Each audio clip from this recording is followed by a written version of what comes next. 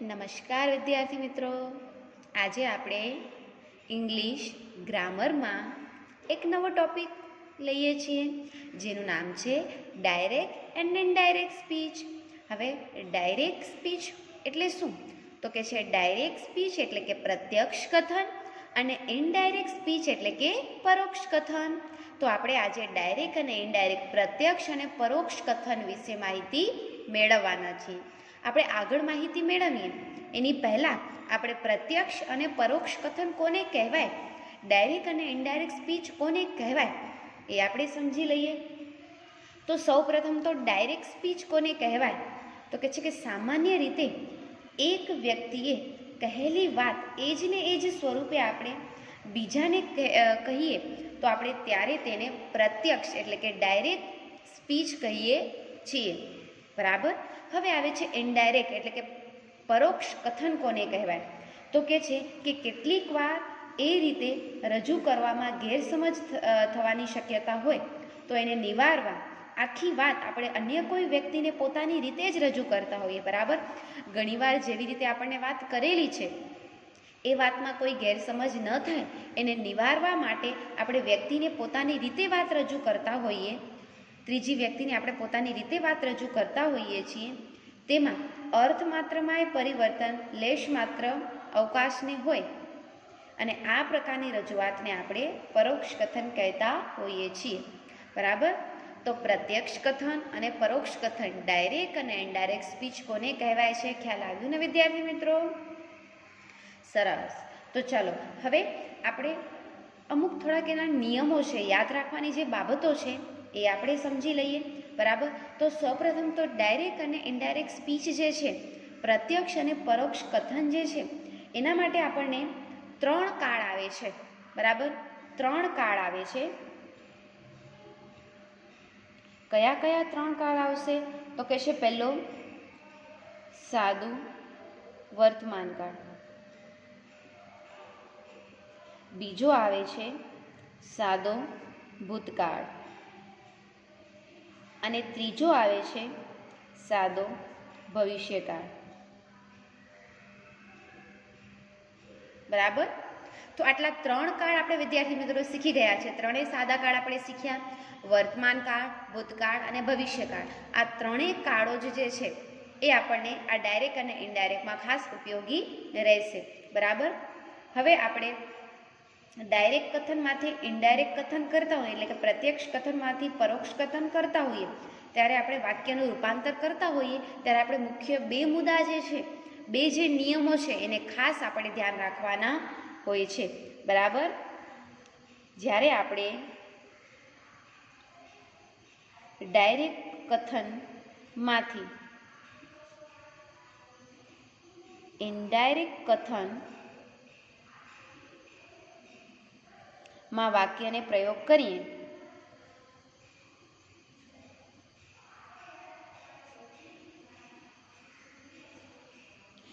ત્યારે આપણે 2 એવા નિયમો છે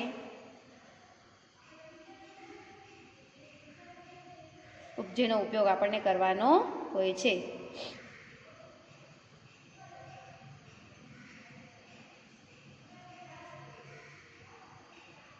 બરાબર. ડાયરેક્ટમાંથી ઇનડાયરેક્ટમાં આપણે જ્યારે રૂપાંતર કરતા હોઈએ ત્યારે આપણે મુખ્ય એવા 2 નિયમો છે જેને આપણે ધ્યાનમાં રાખવાના હોય છે. જેમાં પહેલો નિયમ છે કાળનું પરિવર્તન એટલે કે ચેન્જ ધ ટેન્સ. બરાબર. કાળનું જે પરિવર્તન છે એ કરવાનું હોય છે પહેલું નિયમ. અને બીજું નિયમ ધ્યાન રાખવાનું છે કે સર્વનામમાં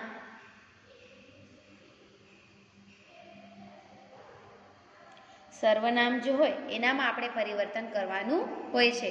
એટલે બીજું મેઇન પોઈન્ટ આપણે ધ્યાન રાખવાની બાબતમાં કયું છે તો કે છે સર્વનામમાં પરિવર્તન, ચેન્જ ધ પ્રોનાઉન્સ. બરાબર. વિદ્યાર્થી મિત્રો ખાસ યાદ રાખજો, ડાયરેક્ટમાંથી ઇનડાયરેક્ટમાં આપણે વાક્યને રૂપાંતર કરશું ત્યારે આપણે મુખ્ય 2 નિયમો ધ્યાનમાં લેવાના છે. કયા કયા? તો પહેલું તો આપણે એના કાળ જોઈ અને જે કાળ છે એ પ્રમાણે કાળમાં પરિવર્તન કરવું પડશે, ચેન્જ ધ ટેન્સ કરવું પડશે. અને બીજું નિયમ છે કે જે સર્વનામો છે એ કાળ પ્રમાણેના સર્વનામોમાં પણ ફેરફાર આવશે, એટલે ચેન્જ ધ પ્રોનાઉન્સ. બરાબર, ખ્યાલ આવી ગયું? હવે આપણે એક વાક્ય લઈએ અને એ વાક્યમાં કોને આપણે ડાયરેક્ટ સ્પીચ કહીશું એ આપણે જોઈએ. બરાબર, ચલો તો એક આપણે એક્ઝામ્પલ લઈએ છીએ, એક ઉદાહરણ લઈએ છીએ. He said he write well. હવે આ વાક્ય જે છે એ ડાયરેક્ટમાં છે. બરાબર, સામાન્ય રીતે આ વાક્ય જે છે એ શેનામાં છે? ડાયરેક્ટમાં છે. He said he writes well. તે કહે છે તે સારું લખે છે. બરાબર, ભૂતકાળ વાક્ય છે. સેડ આવ્યું, અહીંયા ડી સેડ આવ્યું એટલે આપણે આ ભૂતકાળનું છે. બરાબર, હવે તો આપણે પહેલાં એ વાત સમજી લઈએ કે આ જે વાક્ય છે, બરાબર, આ સેડ હોય, સેસ હોય, આ જે છે કોમા, ઇન્વર્ટેડ કોમા, આ કોમા અને આ ઇન્વર્ટેડ કોમા કહેવાય. બરાબર, આને કહેવાય કોમા અને આ બે જે છે એને ઇન્વર્ટેડ કોમા કહેવાય. તો કોમા ઇન્વર્ટેડ કોમાની પહેલાંનું જે વાક્ય છે, બરાબર, કોમા ઇન્વર્ટેડ કોમાની પહેલાંનું વાક્ય એને આપણે આરવી એટલે કે રિપોર્ટિંગ વર્બ કહીએ છીએ. શું કહીએ છીએ? આરવી એટલે કે રિપોર્ટિંગ વર્બ. જે રિપોર્ટ કરે છે, જે માહિતી આપે છે, જે તમને કહે છે, કહીને સંભળાવે છે એને રિપોર્ટિંગ વર્બ આરવી કહેવાય છે. કોને આરવી કહેવાય? તો કે આ કોમા ઇન્વર્ટેડ કોમા જે છે એની જે આ પહેલાંનું વાક્ય છે એને આપણે આરવી એટલે કે રિપોર્ટેડ વર્બ કહીએ છીએ. જ્યારે કોમા ઇન્વર્ટેડ કોમાની અંદરનું વાક્ય છે આ આખું, બરાબર, કોમા ઇન્વર્ટેડ કોમાની અંદરનું વાક્ય એને આપણે શું કહીશું? તો કે છે એને આપણે ડીએસ મતલબ કે ડાયરેક્ટ સ્પીચ કહીશું. તો ખ્યાલ આવે વિદ્યાર્થી મિત્રો? કોને આરવી કહેવાય છે, કોને ડીએસ કહેવાય છે? કોમા ઇન્વર્ટેડ કોમાની અંદરનું વાક્ય હોય તો ડીએસ એટલે કે ડાયરેક્ટ સ્પીચ કહેવાશે, અને કોમા ઇન્વર્ટેડ કોમાની પહેલાંનું વાક્ય છે તો એને આરવી એટલે કે રિપોર્ટેડ વર્બ કહેવાય છે. સમજાઈ ગયું? હવે આપણે જે આ ઉદાહરણ જે અહીંયા લીધું છે એ ડાયરેક્ટમાં છે તો આપણે એને ઇનડાયરેક્ટમાં ફેરવવું પડશે. તો આપણે એ વાક્યને ઇનડાયરેક્ટમાં કેવી રીતે ફેરવશું? તો કે છે હી સેડનું સેડ એમને એમ રહેશે. હવે આ જે કોમા છે ને, આ કોમા અને આ જે ઇન્વર્ટેડ કોમા જે છે એ આપણને કાઢી નાખવાના. જ્યારે આપણે વાક્ય ડાયરેક્ટમાંથી ઇનડાયરેક્ટમાં ફેરવીએ ત્યારે આપણે આ જે કોમા છે એ નીકળી જશે અને એની જગ્યાએ આપણને શું લગાડી દેવાનું રહેશે? ધેટ. ખાસ યાદ રાખજો, ધેટ ખાસ આવશે જ. ડાયરેક્ટમાંથી ઇનડાયરેક્ટમાં ફેરવવાના ટાઈમે આપણે ધેટનો ઉપયોગ તો કરવાનો જ રહેશે. એટલે પહેલાંનું જે વાક્ય છે કોમા ઇન્વર્ટેડ કોમાનું એની પહેલાંનું એમને રહેશે અને આ જે કોમા છે એ નીકળી જશે ને એની જગ્યાએ આપણે ધેટ લગાડી દઈશું. ત્યાર પછી હી છે તો હી એમને એમ રહેશે. બરાબર, હવે આ વાક્ય જે છે એ ભૂતકાળમાં છે ને, ભૂતકાળમાં સેડ આવ્યું એટલે ભૂતકાળમાં છે. હવે ભૂતકાળમાં વાક્ય હોય, સાદા ભૂતકાળમાં, તો આપણે આ પાછળનું જે ડીએસનું જે હોય ને વાક્ય એને આપણે પૂર્ણ ભૂતકાળમાં ફેરવવાનું હોય. જ્યારે આરવી સાદા ભૂતકાળમાં હોય ત્યારે પાછળનું ડીએસ જે છે એને આપણે પૂર્ણ ભૂતકાળમાં ફેરવવું પડે.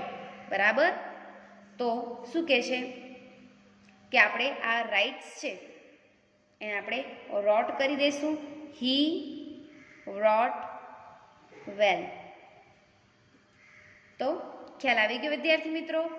આ બની ગયું આપણું ઇનડાયરેક્ટ વાક્ય. ઠીક છે? હી સેડ ધેટ હી રોટ વેલ. આ હતું ડાયરેક્ટનું અને આપણે એને ફેરવીને ઇનડાયરેક્ટ કરી દીધું. ચલો ત્યાર પછી આપણે આગળ સમજ મેળવીએ બીજી. હવે અમુક એવી યાદ રાખવા જેવી બાબતો આપણે જોઈ લઈએ. કાળ પરિવર્તન આપણે જે બે મુદ્દા ધ્યાનમાં લેવાના હતા એનામાંથી સૌ પ્રથમ આપણે પહેલો મુદ્દો ધ્યાનમાં લઈએ છીએ, ચેન્જ ઓફ ટેન્સ. જે ટેન્સીસ છે, બરાબર, જે કાળ છે એનામાં ફેરફાર કરવાનું છે, આપણે એ સમજી લઈએ. બરાબર, ચેન્જ ઓફ ટેન્સીસ સમજી લઈએ, કાળ પરિવર્તન સમજી લઈએ. પહેલાં કે કાળ પરિવર્તન આપણે જ્યારે કરતા હોઈએ ત્યારે આપણે કઈ કઈ બાબતોને ખાસ ધ્યાનમાં લેવાનું છે. ચલો, તો આપણે સૌ પ્રથમ પહેલું નિયમ આપણે સમજી લઈએ કે કયું પહેલું નિયમ છે આપણને ધ્યાન રાખવાનું. તો કે છે કે આરવી જે છે એ કોઈ પણ પ્રકારના વર્તમાન કાળ કે કોઈ પણ પ્રકારના ભવિષ્ય કાળમાં હોય તો આપણે ડીએસના ક્રિયાપદના જે કાળ છે એનામાં કોઈ પણ ફેરફાર કરવાનો રહેશે નહીં, એટલે કે કાળ પરિવર્તન થશે નહીં. ચલો જોઈએ, લખીએ આપણે. શું કહે છે કે આરવી કોઈ પણ પ્રકારના વર્તમાન કાળમાં કે ભવિષ્ય કાળમાં હોય તો ડીએસ ના કાળમાં પરિવર્તન કરવું નહીં. બરાબર, હવે આરવી અને ડીએસ આપણે આગળ જ જોયું. અહીંયા લખી દઉં એ વાક્ય એટલે તમને વધારે સારી રીતે આપણે સમજાવી શકીએ. હી સેઝ હી રાઇટ વેલ. બરાબર, આ હતું ડીએસ અને આ હતું આરવી. ઠીક છે. ચલો, હવે આનામાં શું કહે છે આપણને કે આરવી કોઈ પણ પ્રકારના વર્તમાન કાળમાં કે ભવિષ્ય કાળમાં હોય. આરવી જે છે આ આરવી કહેવાય, એ આપણે સમજ્યા. તો હવે આ આરવી જે છે એ કોઈ પણ પ્રકારના કયા કાળમાં, તો કે વર્તમાન કાળમાં. તો આ વર્તમાન કાળમાં છે, પાછળ એસ લાગ્યું. ખાલી સે નથી, સેઝ છે, પાછળ એસ લાગ્યું છે. બરાબર, એટલે કયા કાળમાં છે? વર્તમાન કાળમાં. તો આવી રીતે આ આરવી જે છે કોઈ પણ પ્રકારના વર્તમાન કાળમાં હોય યા તો કોઈ પણ પ્રકારના ભવિષ્ય કાળમાં હોય. ભવિષ્યકાળ એટલે શું આવશે? શેલ અથવા તો વિલ. અહીંયા સેસની જગ્યાએ હી, વિલ, હી, શેલ એવી રીતે આવેલું હોય.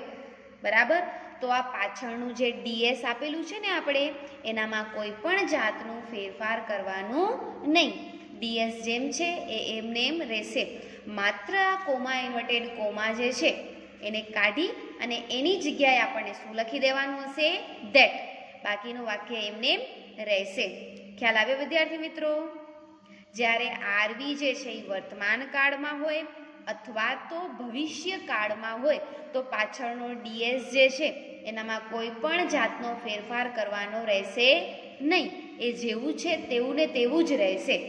જેમ કે આ વાક્ય છે, આ વાક્ય વર્તમાન કાળમાં છે તો આનામાં શું થઈ જશે? ડાયરેક્ટમાંથી ઇનડાયરેક્ટ કરશું ત્યારે તો કે હી સેઝ એમનેમ રહેશે, પછી કોમા નીકળીને ધેટ લાગી જશે, પછી પાછળનું હી એમનેમ રહેશે, રાઇટ્સનું રાઇટ એમનેમ રહેશે અને વેલનું વેલ એમનેમ રહેશે. એટલે કોઈ પણ ફેરફાર આવશે નહીં. માત્ર આપણે ડાયરેક્ટમાંથી ઇનડાયરેક્ટમાં ફેરવશું ત્યારે વચ્ચે આપણે શું ઉમેરી દઈશું?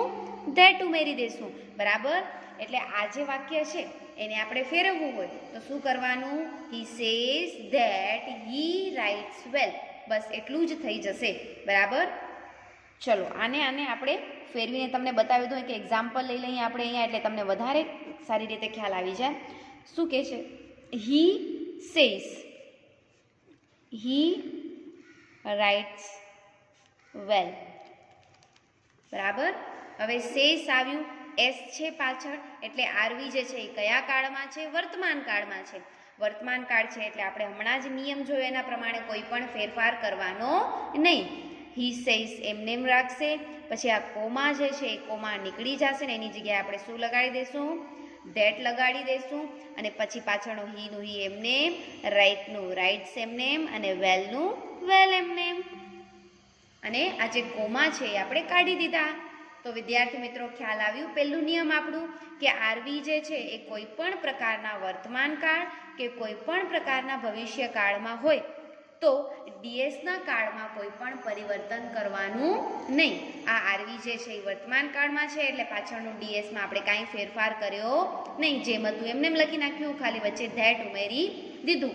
અહીંયા આ સેસની જગ્યાએ તમને વિલ કરી દે, બરાબર, હી વિલ અથવા તો શેલ કરી દે, તો પણ આપણે આ વિલનું વિલ એમને એમ રહેશે, ધેટ એમને એમને, પાછળનું વાક્ય પણ એમને એમ રહેશે, કાંઈ ફેરફાર થશે નહીં. ચલો હવે આપણે બીજો નિયમ સમજીએ. પહેલો નિયમ સારી રીતે સમજાઈ ગયો ને વિદ્યાર્થી મિત્રો? ચલો સરસ. હવે બીજો નિયમ સમજીએ.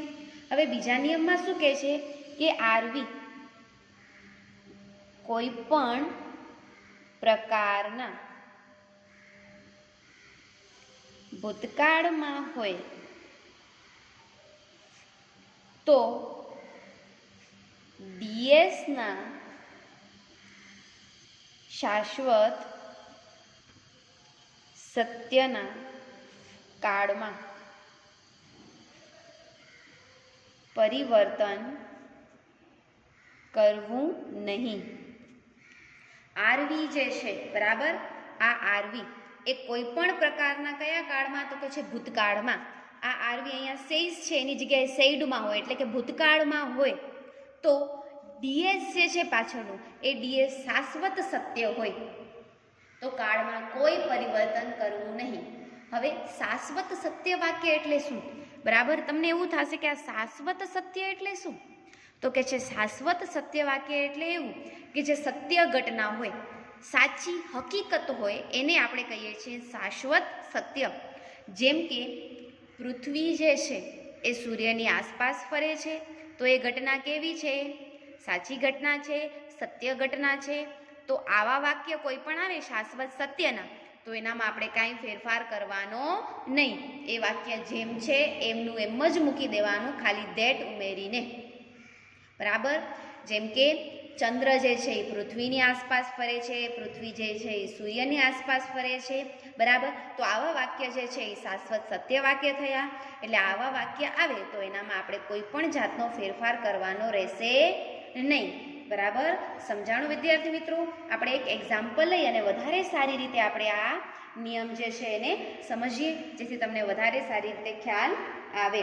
બરાબર, ચલો તો આપણે સમજી લઈએ એક ઉદાહરણ લઈને. તો શું કહે છે કે he sad the earth moves around the sun.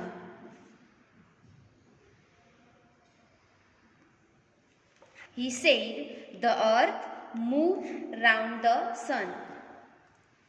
હવે આ વાક્ય જે છે એ શેનામાં છે? ડાયરેક્ટમાં છે. આપણે એને ઇનડાયરેક્ટમાં ફેરવવાનું છે તો પહેલા આપણે વાક્યના જે ફેરફારો કરવાના છે, બરાબર, એના બે નિયમોમાં આપણે કાળ પરિવર્તનનો પહેલો નિયમ જોઈએ. તો કે પહેલો નિયમમાં આપણે શું જોવાનું કે આ જે આરવી જે આપેલું છે, બરાબર, એ આરવી કયા કાળમાં છે આપણે એ જોઈએ. તો આરવી સેઇડ આવ્યું, બરાબર, ડી આવ્યું છે પાછળ, સેઇડ છે એટલે કે ભૂતકાળમાં છે, બરાબર. હવે વાક્ય ભૂતકાળમાં છે એટલે આપણે બીજો નિયમ હમણાં જે જોયો એ ઉપયોગમાં લેવો પડશે કે આરવી કોઈ પણ પ્રકારના ભૂતકાળમાં હોય અને પાછળનું જે આ ડીએસ વાક્ય છે એ શાશ્વત સત્ય હોય. જેમ કે અર્થ મૂવ્સ રાઉન્ડ ધ સન, તો કે પૃથ્વી સૂર્યની આસપાસ ફરે છે. તો આ વાક્ય કેવું છે? સત્ય વાક્ય છે, સાચું વાક્ય છે. એટલે કાળના નિયમ પ્રમાણે એનામાં કોઈ પણ પરિવર્તન કરવું નહીં. એટલે જેમ છે એમને મૂકી દેવાનું. માત્ર શું થઈ જશે આની અંદર? તો કે he said that, comma inverted comma નીકળશે અને વચ્ચે ધેટ ઉમેરાઈ જશે. He said that the earth moves round the sun. Comma નીકળી જશે અને પૂર્ણ વિરામ આવી જશે આપણો. બરાબર, ખ્યાલ આવી ગયો વિદ્યાર્થી મિત્રો? કેવી રીતે આપણે ફેરવ્યો આ બીજો નિયમ જે છે એને કેવી રીતે આપણે ઉપયોગમાં લીધો? આરવી કોઈ પણ પ્રકારના ભૂતકાળમાં હોય અને પાછળનું વાક્ય ડીએસનું વાક્ય શાશ્વત સત્ય હોય તો આપણને કાળમાં કોઈ પણ જાતનો ફેરફાર કરવાનો રહેશે નહીં. માત્ર વચ્ચે શું ઉમેરી દેવાનું રહેશે? ધેટ ઉમેરવાનું રહેશે. ચલો હવે ત્યાર પછીનું આપણે નિયમ ત્રીજો જે છે બરાબર એ સમજીએ. ત્રીજો જે નિયમ છે એ આપણે સમજીએ તો શું કહે છે એનામાં કે આરવી જે છે એ કોઈ પણ પ્રકારના ભૂતકાળમાં હોય તો શું કરવાનું છે આપણને કે આરવી કોઈ પણ પ્રકારના ભૂતકાળમાં હોય તો શું કરવાનું જોજો. ડીએસના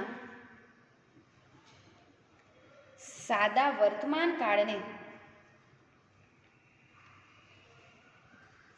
સાદા ભૂતકાળમાં ફેરવવું. બરાબર સમજાય છે વિદ્યાર્થી મિત્રો?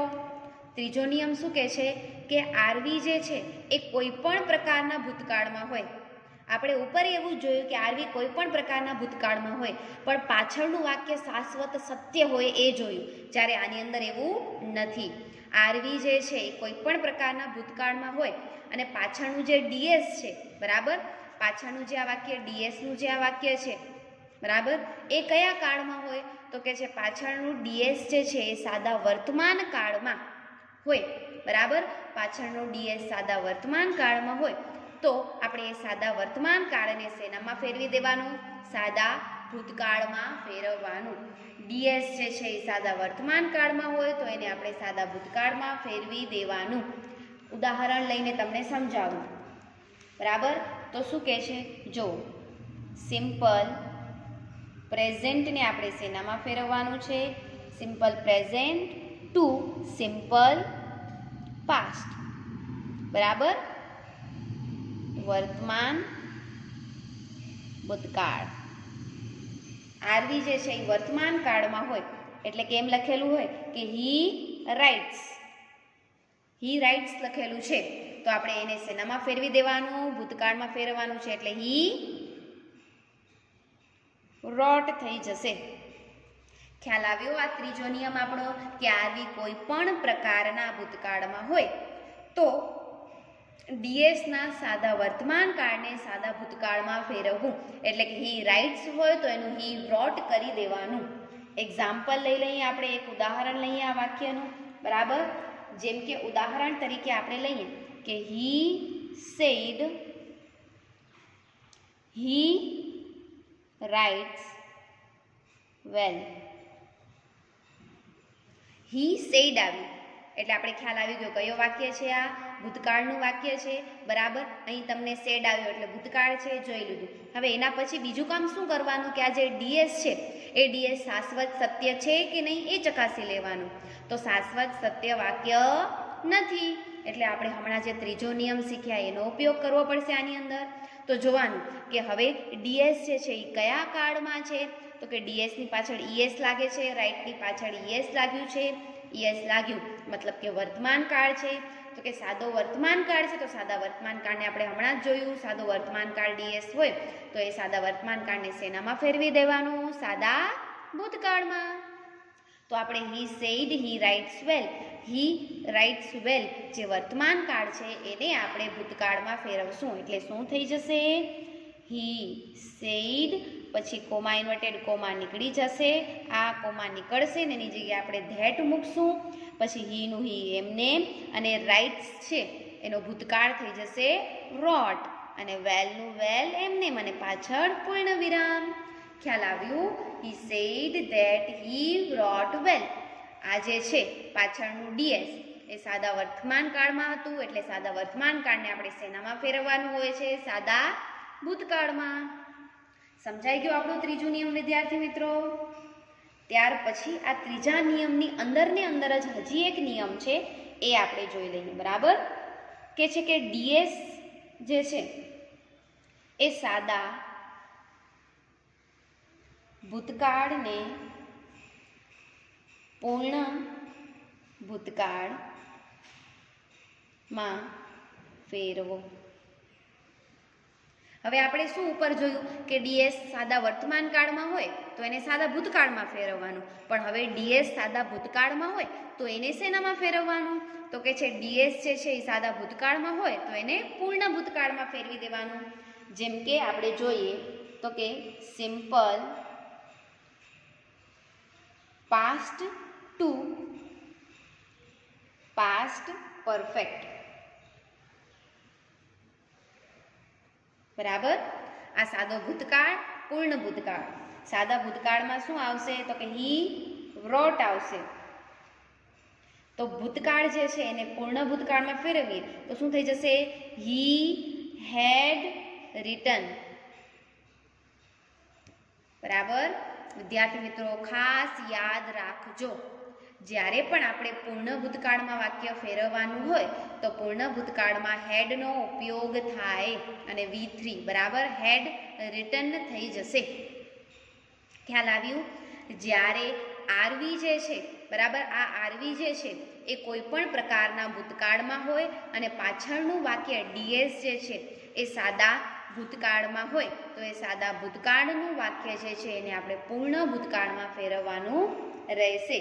ખ્યાલ આવ્યો વિદ્યાર્થી મિત્રો કે સાદો ભૂતકાળ છે એને આપણે પૂર્ણ ભૂતકાળમાં ફેરવવાનું કેવી રીતે હશે? હવે આપણે એક્ઝામ્પલ લઈ અને વધારે સારી રીતે સમજીએ. ચલો તો એક્ઝામ્પલ લઈએ આનું. તો કે છે કે શૈલી said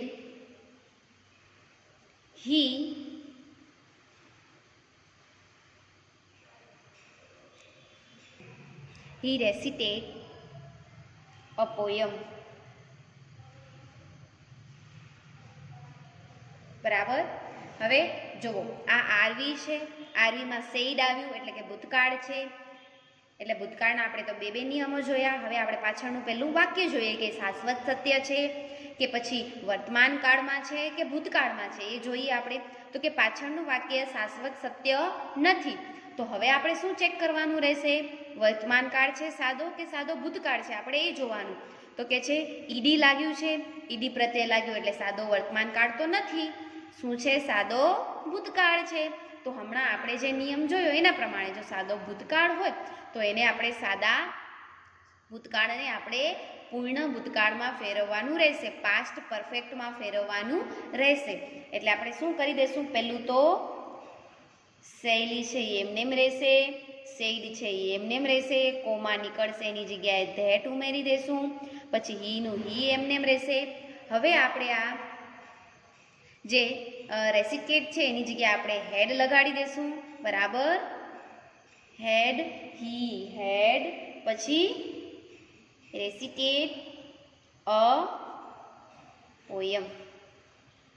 તો ખ્યાલ આવી ગયો વિદ્યાર્થી મિત્રો? સરસ. તો હવે આના પછીના આપણે જે ડાયરેક્ટ ઇનડાયરેક્ટના નિયમો છે એને આપણે આવતા વિડીયોમાં સમજીશું. આજના જે નિયમો છે એ સારી રીતે વાંચજો, ઉદાહરણ લખજો તમારી નોટમાં અને એનો અભ્યાસ સારી રીતે કરજો. અસ્તુ.